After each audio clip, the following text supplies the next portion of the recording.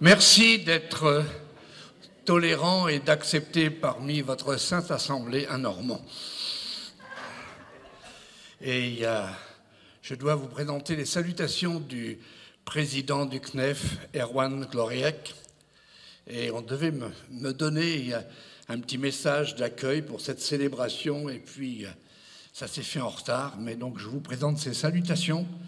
Et la semaine prochaine, le dimanche prochain, dans plus de 90 villes, les évangéliques, les vrais, les réels, les authentiques enfants de Dieu vont célébrer le Seigneur.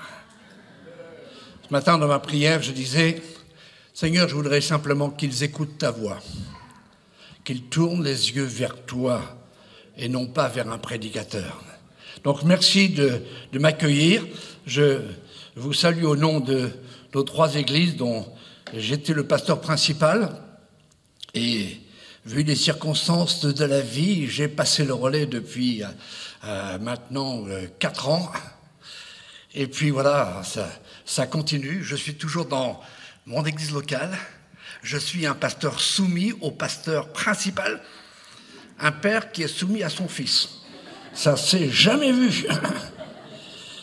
Et puis je suis tellement heureux de voir toute notre famille qui sert le Seigneur. Avant de partager avec vous quelque chose que j'ai vraiment à cœur, dans cette nouvelle saison, le Seigneur m'a permis, disons, de passer du temps à écrire. Et comme je voyage beaucoup dans différents pays, et spécialement dans des grandes conventions aux États-Unis, avec des amis que je côtoie depuis maintenant plus de 40 ans, j'ai découvert une version anglaise, américaine plutôt, qui s'appelle Le Message.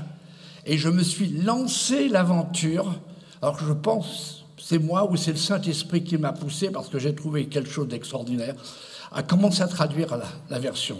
Donc j'ai 3 volumes, je ne vais pas en refaire l'étal, ils sont au fond, dans une petite table, au coin, là où le Seigneur bénit. Amen.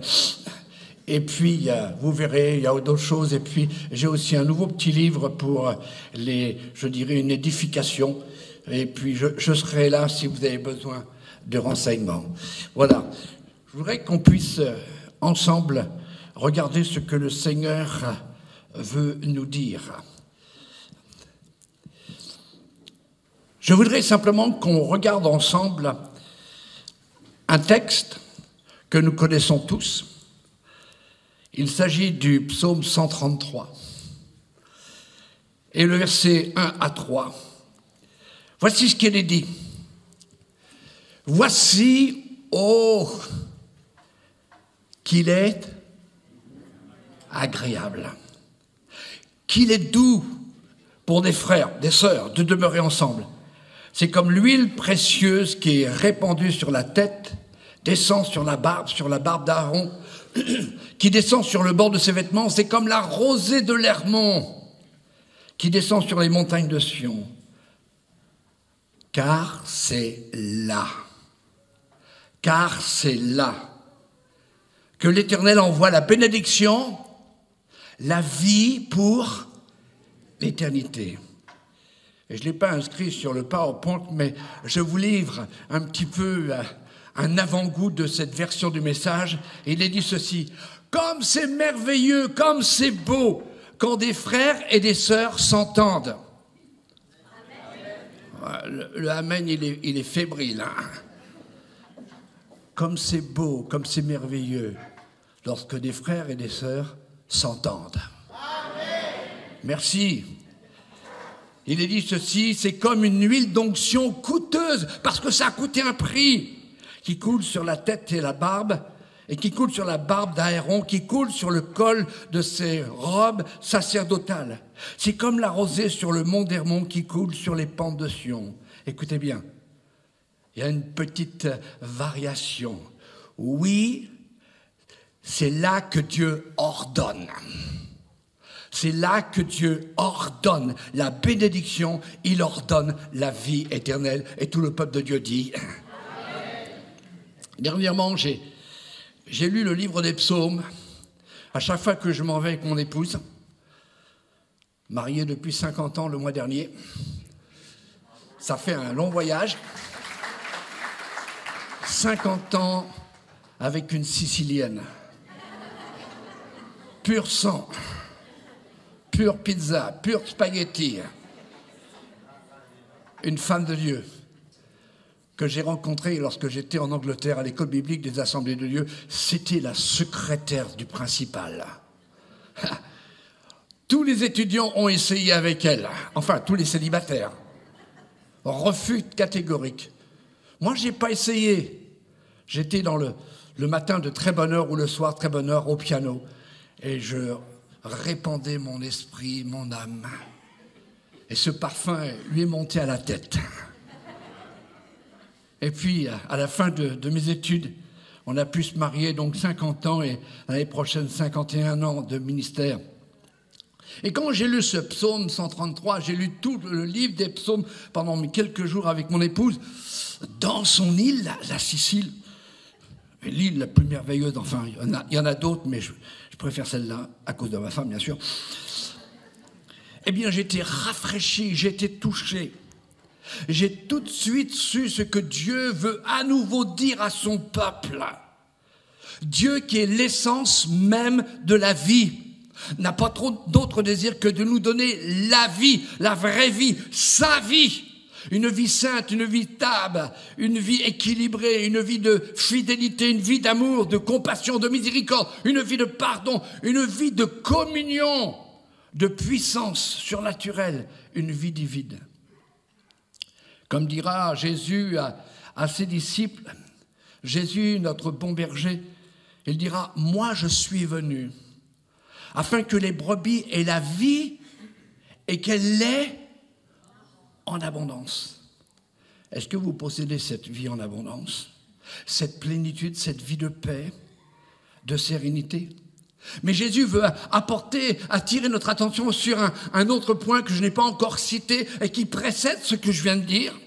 Il dira ceci: le voleur ne vient que pour dérober, égorger, déchirer, détruire. Mais moi, je suis venu afin que mes brebis aient la vie et qu'elle ait la vie en abondance. Est-ce que tu peux dire à ton voisin, nous avons la vie en abondance? Et donc, le thème de ce matin, c'est un appel à la vie. C'est le titre du message. Un appel à la vie ou le secret de la vie de Dieu. Soyons honnêtes ce matin. Notre frère Vincent nous a dit qu'il fallait demander souvent pardon au Seigneur, et c'est vrai. Notre vie est ballottée, pressurée, bousculée, amoindrie, perturbée, déstabilisée, abîmée, blessée, troublée, découragée, déprimée. Et c'est que nous avons certainement permis quelque part l'accès à l'ennemi, ce voleur, ce destructeur. Il est là pour nous éloigner de celui qui est la vie et la vie en abondance. Et vivre une vie de médiocrité, une vie de tristesse, une vie de morosité, de désordre, de confusion. Une vie où la joie du Seigneur peut quelquefois disparaître. Alors la question pourrait se poser ce matin, où retrouver cette vie en abondance? Où se trouve-t-elle cette vie en abondance? Pourquoi ce matin, dans cette rencontre de célébration CNEF 2025, le Saint-Esprit soulève cette question de la vie en abondance? Peut-être que notre vie connaît quelque part des fuites, et la vie que Dieu nous a donnée, le diable la réclame. Vous lui avez échappé de ses mains à cause d'un prix, d'un sang qui a été versé. Et il n'a qu'un seul objectif, la retrouver pour la rendre malheureuse, la détruire, la briser. Il sait qu'une vie abondante fait envie, et c'est un atout si elle est couronnée par le Saint-Esprit, elle va gagner des âmes pour la cause de Christ. Alors, où se trouve cette vie en abondance? Alors tout le monde pourrait répondre, bien sûr, elle se trouve dans la présence de Dieu, elle se trouve dans la communion de Dieu. Oui, mais avec des conditions bien particulières. Et cet été, en lisant le psaume le plus long, qui est le psaume, merci pour les étudiants, superbe, 119, qui est composé de combien de versets? 176. Ce psaume commence par un mot qui est répété 2 fois. Heureux est l'homme. Et puis, heureux est l'homme, il y a d'autres expressions sur le contentement, sur le bonheur, sur la vie réelle. Et ce psaume 119 est une anticipation du sermon de Jésus sur la montagne qui est appelé les béatitudes, où le bonheur qui excelle, et cela commence par l'amour pour le prochain. Dans Matthieu 4, heureux les pauvres en esprit, heureux les affligés, heureux les débonnaires, heureux ceux qui ont faim et soif de la justice, etc. Et 9 fois dans les béatitudes, le mot heureux est prononcé par Jésus. Parce que Jésus veut notre bonheur. Il nous veut heureux, une vie de bonheur. Et David, dans le psaume 119, par 8 fois, il va pousser un cri vers l'Éternel en lui disant « Rends-moi la vie, redonne-moi cette vie ». Il est conscient que la vie de Dieu, celle qu'il veut donner à ses enfants, peut être bousculée, meurtrie. Une vie qui va prendre un peu de la distance de son Créateur. Une vie même jetée dans la poussière. Alors par 8 fois dans ce psaume, il s'écriera « Rends-moi la vie ». Il dira « Mon âme est attachée à la poussière, rends-moi la vie. Rends-moi la vie selon ta bonté, car c'est par tes ordonnances que tu me rends la vie. Écoute ma voix selon ta bonté, rends-moi la vie. Défends ma cause et rachète-moi. Rends-moi la vie selon tes promesses, selon tes jugements. Considère que j'aime tes ordonnances éternelles. Rends-moi la vie. » Il a trouvé ce sens d'indispensable, c'est-à-dire qu'il ne peut pas se passer de la vie de Dieu en lui, de vivre la vie de Dieu, une vie que nous allons dans quelques instants décrire pour que chacun retrouve ce désir de retrouver cette vie si belle, si douce, malgré les combats si agréables. Je ne sais pas si certains, je sais qu'on a une nouvelle génération à nous entraîner dans les chants superbes, mais j'ai fait pendant 35 ans, j'étais directeur de colonie et puis camp d'ado. Et puis il y avait ce chant qu'on chantait à l'époque quand j'étais pasteur des jeunes. Ça fait plusieurs siècles, là. Et on chantait ceci. Oui, j'ai la vie de Dieu en moi. Puis on chantait 2 fois. Puis après, attention, j'ai sa vie, sa nature et sa capacité. Oui, j'ai la vie de Dieu en moi. Puis après, on continue. Oui, j'ai la joie de Dieu en moi. Je regarde vos visages, vous êtes en train de scruter le Normand. Avez-vous la joie ? Souriez, vous êtes filmés. Les anges sont là, ils vous regardent. Et puis on chantait, oui, j'ai la paix de Dieu en moi. Oui, j'ai l'esprit de Dieu en moi. Oui, j'ai l'amour de Dieu. Oui, j'ai sa nature, j'ai sa vie, sa vraie vie, la vie de Dieu. Ce n'est pas simplement des mots sur une mélodie, c'est une réalité qui doit exister dans chaque jour dans notre vie. Avant d'aller plus loin, ne répondez pas à cette question, mais avez-vous soif de retrouver la vie de Dieu ? Plus de la vie de Dieu ? En avez-vous assez de piétiner dans cette vie, de trébucher dans cette vie, de reculer dans cette vie, d'être inconstant dans cette vie, de subir la vie au lieu de la vivre ? Voulez-vous et sentez-vous ce désir de crier comme David, « Rends-moi la vie, rends-moi ta vie !» Et quand j'ai lu le psaume 133, et à chaque fois que je lis, automatiquement, je fais souvent la lecture, j'en fais quelques fois personnelle, mais je la fais avec ma femme. Et puis j'ai dit, regarde ça, c'est merveilleux. Elle me dit, encore un sermon que tu vas prêcher. Et j'ai dit, mais regarde, le Seigneur me montre ceci, ceci, ceci. Et puis je lui dis, on a vraiment la vie de Dieu en nous. Elle me dit, si on ne l'avait pas, il y a longtemps qu'on ne serait plus ensemble. Parce que la vie de Dieu, je vais y arriver, elle se manifeste par l'harmonie. L'harmonie. Pourquoi ? Parce que Dieu n'est pas un Dieu de désordre, il n'est pas un Dieu de division, il n'est pas un Dieu de trouble, il n'est pas un Dieu de déchirement. Quand Dieu a créé le monde, c'était le chaos. Quelquefois et parfois notre vie peut être chaotique, même si nous devons passer par des difficultés, des épreuves qui vont sculpter notre caractère et notre résistance spirituelle, la vie de Dieu en nous doit et elle est une vie d'harmonie, une vie qui est alignée sur le diapason de Dieu. Sommes-nous tous sur le diapason de Dieu pour vivre la vie de Dieu?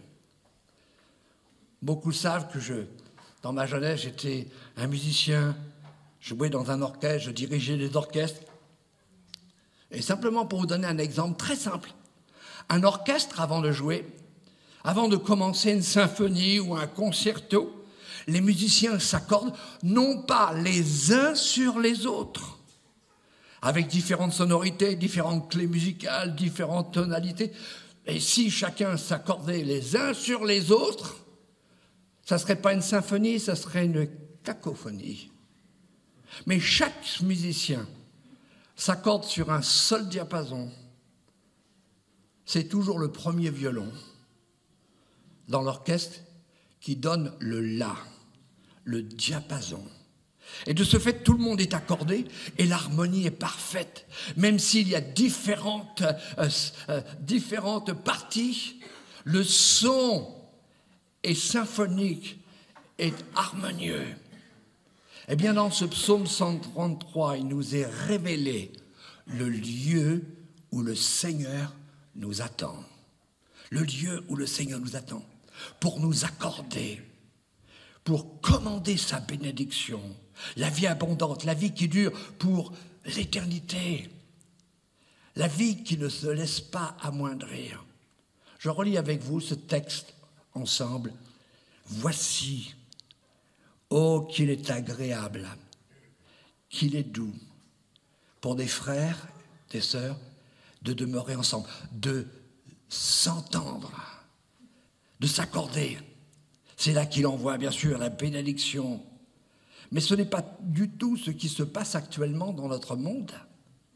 Tout le monde court vers la guerre, tout le monde parle de violence. On voit la violence à tous les coins de rue, la brutalité. Dernièrement, je regardais, il y a un peu les informations dans ma chambre, là où j'étais hébergé. Et puis, j'ai entendu une journaliste qui disait « La ville de Rouen devient la plus ville dangereuse. À chaque coin de rue, on peut être harcelé du matin ou du soir. Vous garez votre voiture, vous la retrouvez cabossée. » Il y a une brutalité, il y a une violence, dans le verbal comme dans le physique. Aujourd'hui, dans notre monde, c'est chacun pour soi. C'est le lieu du malheur, du mécontentement, de l'égoïsme, de la division, du déchirement, de la non-compassion et surtout du non-respect du prochain. Laissez-moi vous parler du secret de la vie de Dieu. Le secret de la vie de Dieu, c'est-à-dire demeurer ensemble. Demeurer ensemble. Le secret de la vie abondante, c'est lorsque nous demeurons ensemble. Une unité d'harmonie. Et le lieu où Dieu nous veut, c'est le mot demeurer. Et en hébreu, ça se dit Yashab. Yashab, c'est là où Dieu nous veut. C'est-à-dire, Yashab veut dire en hébreu s'asseoir ensemble, se poser ensemble, être établi ensemble, vivre une communion avec le seul dénominateur commun, Jésus qui est notre paix, Jésus qui est notre diapason. Vivre ensemble, se réjouir ensemble, s'aimer les uns les autres. La vie est là en nous. Quand il n'existe plus rien qui nous oppose les uns aux autres, quand notre cœur s'unit à celui de Dieu et aussi à son peuple, à nos frères et sœurs, sans laisser quoi que ce soit nous séparer. Yashab, c'est le lieu où Dieu envoie la bénédiction. Il commande sa bénédiction. Et vous savez, quand Dieu commande quelque chose, ça arrive. Est-ce que tu veux dire à haute voix, Yashab? Dieu commande la bénédiction sur toi. Amen. Ah, on peut peut-être faire une ovation au Seigneur.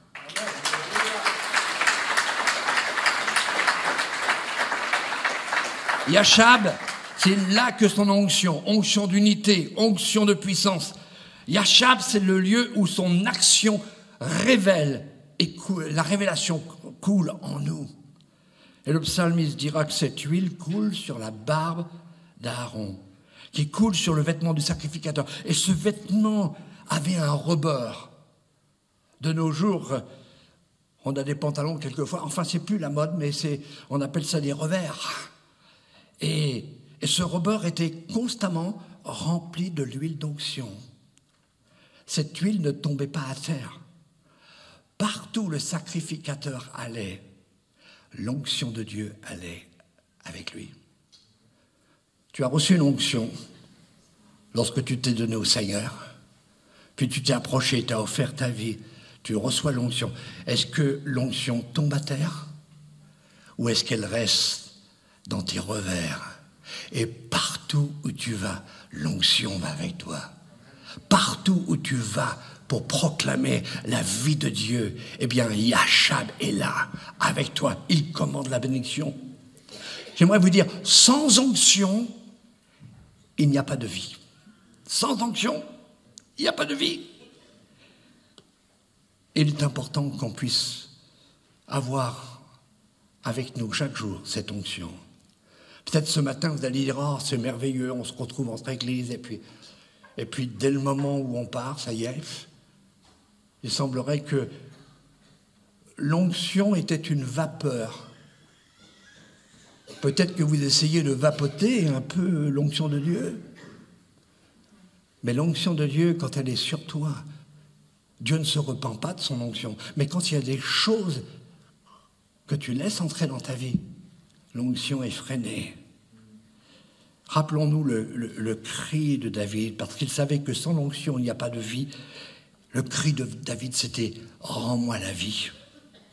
Je ne peux m'en passer. » Et en une autre occasion, il dira « Rends-moi la joie de mon salut, l'onction. Rends-moi la bénédiction qui coule sur moi. » Alors, comment demeurer ensemble? Parce que c'est là que Dieu commande la bénédiction. On est ensemble ce matin, la bénédiction de Dieu. Et là, il l'a commandé. Mais demain, est-ce que nous serons ensemble?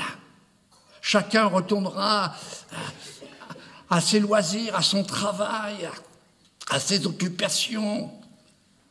Mais est-ce que tu vas continuer à prier pour ta région? Est-ce que tu vas continuer aussi à prier pour les autres églises? Est-ce que tu vas continuer à prier pour les autres pasteurs? Demeurer ensemble, vivre ensemble, c'est s'aimer les uns les autres, malgré nos différences, malgré nos imperfections.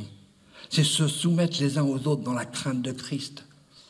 C'est ne plus donner place à l'amertume, comme l'a dit notre frère, ou au non-pardon, ou à la rancœur, ou aux blessures. Vivre avec les blessures du passé, c'est subir la vie. Ça, c'est pas la vie de Dieu. Peut-être certains diront, oui, mais ils sont différents de nous. Nous, on chante comme ça, eux, ils chantent comme ça. Un prédicateur, il prêche derrière son pupitre, on dirait une statue de sel.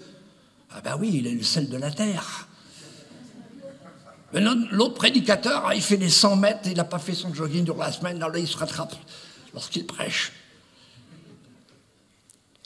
Si dans la vie de Dieu, tu n'aimes pas la diversité, tu vas avoir du mal au ciel à t'y faire. Parce qu'il y aura un peuple, celui de Dieu, de tous les coins de la terre. Permettre des choses à nous séparer, nous diviser, c'est briser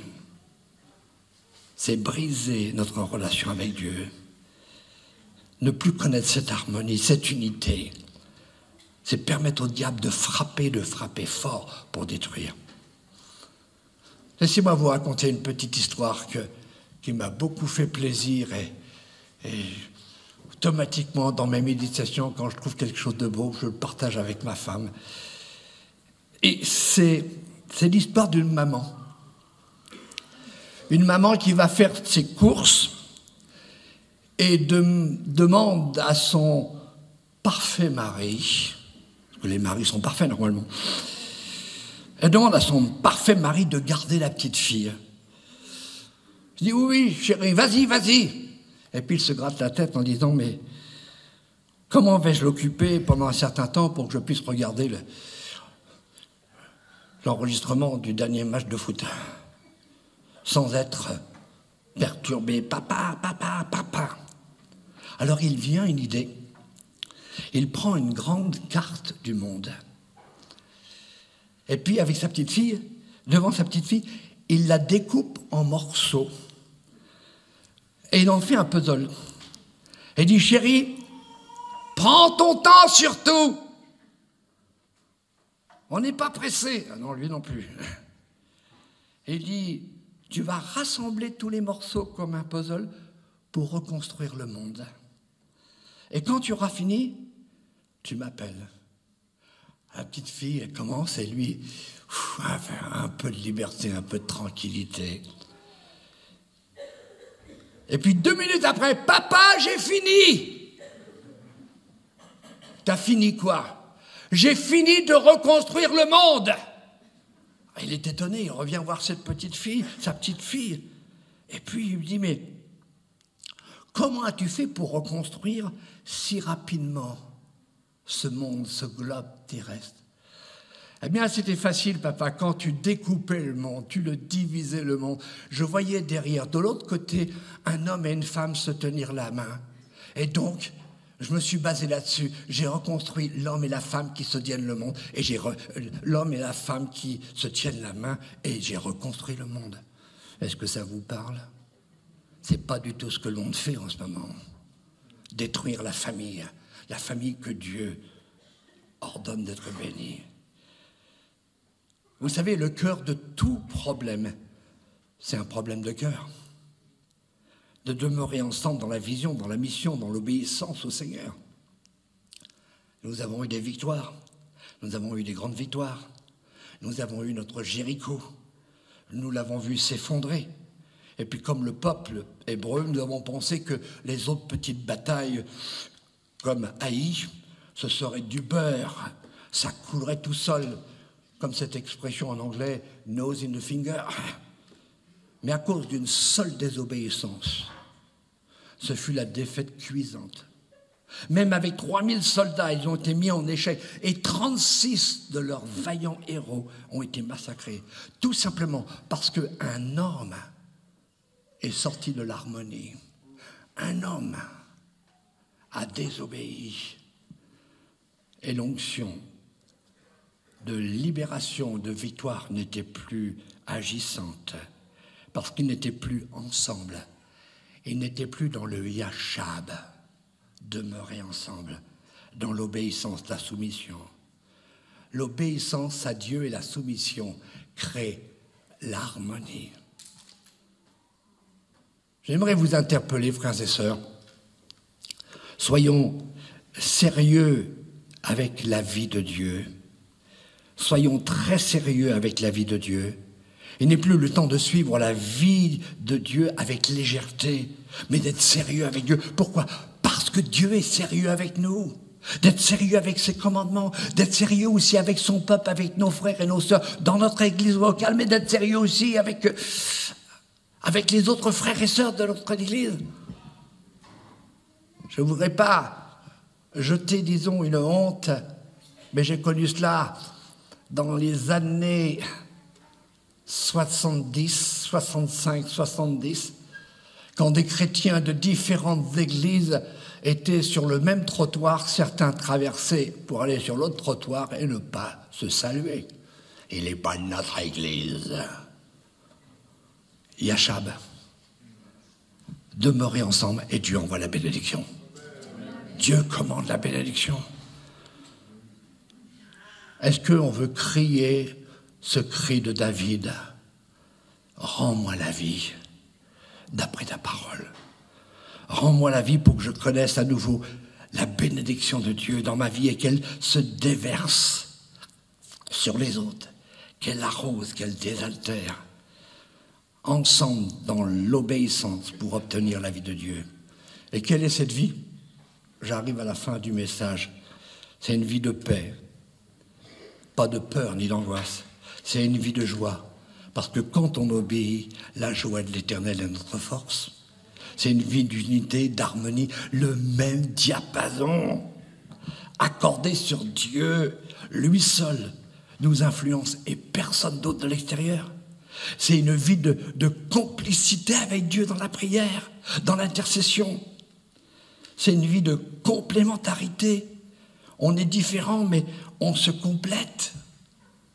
Ma femme et moi, on est différents. Nos enfants ont dit, mais comment se fait-il que ça fait 50 ans que vous n'avez pas divorcé? Papa, il aime voyager et toi, t'aimes ton jardin. Papa, il déteste le jardin et toi, tu continues à aimer le jardin. Et vous vivez encore ensemble, vous couchez encore ensemble, vous mangez ensemble. Ah ouais, les pâtes. Hein. Une vie de complémentarité. Une vie de soutien. Une vie de compassion. Relever celui qui est tombé sans le juger, sans le remettre à l'écart. Une vie de générosité et non plus d'égoïsme. Dans le livre des Actes, ils mettaient tout en commun. Et ce qui a fait ce réveil spirituel, c'est qu'ils étaient ensemble, Yachab. J'espère que vous allez retenir ce mot, Yachab. Et quand à la maison, tu auras une petite difficulté parce que tu veux toujours avoir raison et puis que ta femme aussi, bah, tu te dis à ta femme, Yachab, on demeure ensemble. Vous allez voir, ça va résoudre tous les problèmes. C'est une vie de stabilité, une vie d'équilibre. Dieu est notre rocher, notre forteresse, notre abri à tous. Une parole que Jésus a dit dans Jean 14, 30 à ses disciples. Il dira ceci, « Je ne parlerai plus guère avec vous. » J'ai bientôt terminé. Non, c'est pas Jésus qui dit ça, c'est moi. Hein. « Je ne parlerai plus guère avec vous, car le prince du monde vient. » Écoutez bien. « En moi, il n'a rien. Il n'a rien. » Une vie de soumission, d'obéissance à la volonté parfaite de Dieu, cette volonté qui est douce, agréable, comme le fait de demeurer ensemble. Mais lorsque nous sommes divisés, séparés, contrariés, alors nous donnons accès au malin. David dira dans le psaume 138, verset 7, « Quand je marche au milieu de la détresse, tu me rends la vie, tu étends ta main sur la colère de mes ennemis et ta droite me sauve. » Comment va notre relation les uns avec les autres? Comment va la relation entre églises? Succursale du royaume de Dieu. Avons-nous cessé de prier les uns pour les autres? Est-ce que nous avons cessé d'être ambassadeurs du royaume de Dieu, des représentants de la vraie vie de Dieu, des vrais disciples de Jésus? Pouvons-nous dire, et désirons-nous le dire et le vivre comme notre maître? En moi, le prince de ce monde n'a rien. Le malin n'a rien. Permettez-moi d'être encore un petit... De toute façon, oui, j'ai rien à craindre, je pars après.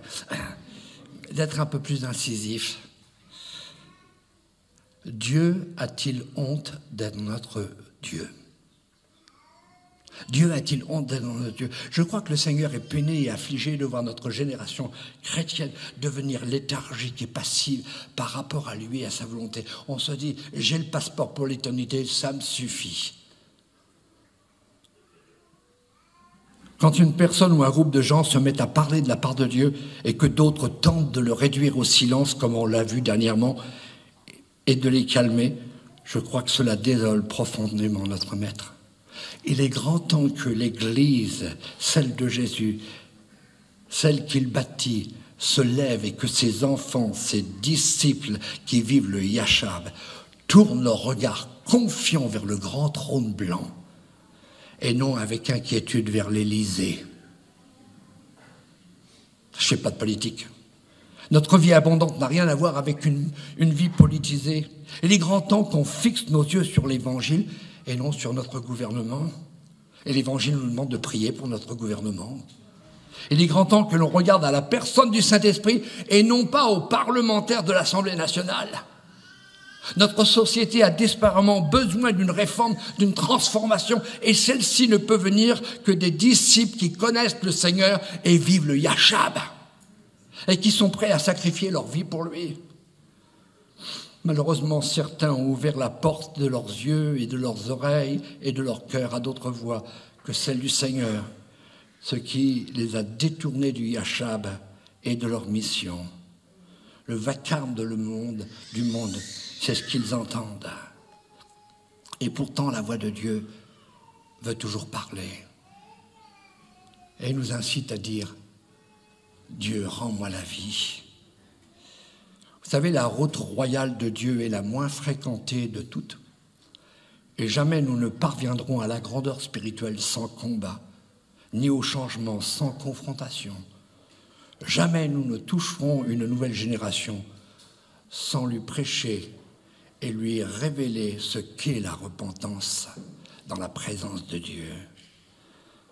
Notre nation, la France, les villes de notre pays, là où vous êtes, là où Dieu vous a placé, votre région, tout cela a besoin d'un changement de cœur, un changement d'esprit, un changement d'âme. Une église qui vit ensemble et qui fait tomber les murailles de nos villes, de la société actuelle. Vous savez, si nous vivons pour lui, nos priorités terrestres perdront de leur importance. Tout simplement parce que nous fixerons nos yeux sur les choses d'en haut et nos pensées sur l'éternité ainsi que son prochain retour. Encore une chose encore plus incisive, et je termine par quelque chose de plus agréable. Si vous êtes satisfait de votre croyance, c'est que vous êtes devenu religieux. Pose-toi la question, est-ce que Dieu est satisfait de moi? Si votre marche chrétienne vous convient telle qu'elle est, c'est que vous ne voulez pas dans votre vie le Yashab qui tous les jours devient un renouveau. Le psaume 97, verset 10 dit « Décidons ensemble ce matin d'aimer ce que Dieu aime et d'haïr ce que Dieu est. » Je vous laisse aussi la version du message « Vous qui aimez l'Éternel, alors haïssez le mal et aimez le bien. Et il va garder les âmes de ses fidèles et il les délivre de la main des méchants. »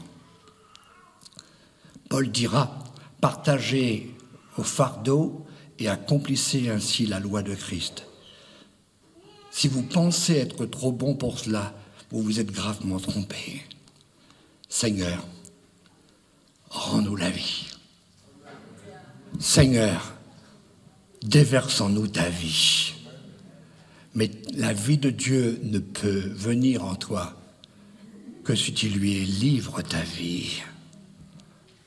Je voudrais lancer un défi avant de terminer par la prière.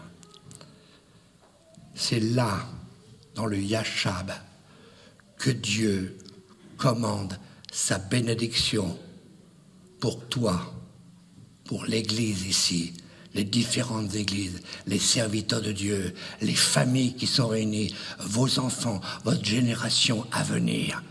C'est là, ensemble, quand la vie de Dieu est en nous, le Yashab, qui leur donne la bénédiction. Ce matin, y aurait-il des hommes et des femmes qui veulent relever le défi et ne pas être un court-circuit à l'action du Saint-Esprit qui veut secouer notre ville, qui veut secouer notre région, qui veut secouer notre pays, qui veut amener un réveil, mais le réveil d'en haut qui descend ici-bas. Un réveil qui ouvre les oreilles des sourds, qui ouvre la bouche des muets. Le réveil qui fait que les paralytiques marchent. Est-ce que tu veux être de ceux qui veulent vivre le Yashab? Si tu le veux, mon frère, ma sœur, pasteur, peu importe, diacre, diaconesse, ancien, leader, peu importe. Si tu veux relever le défi avec moi, je te demande de te lever à ta place.